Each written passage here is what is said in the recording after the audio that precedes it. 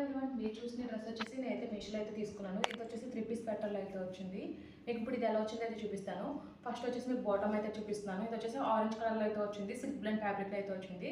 Waste band దగ్గర both sides elastic అయితే provide చేశారు. రిమైనింగ్ అంతా కూడా ప్లెయిన్ అయితే వచ్చింది, రిగ్డర్ ఫిట్టింగ్ అయితే వచ్చింది.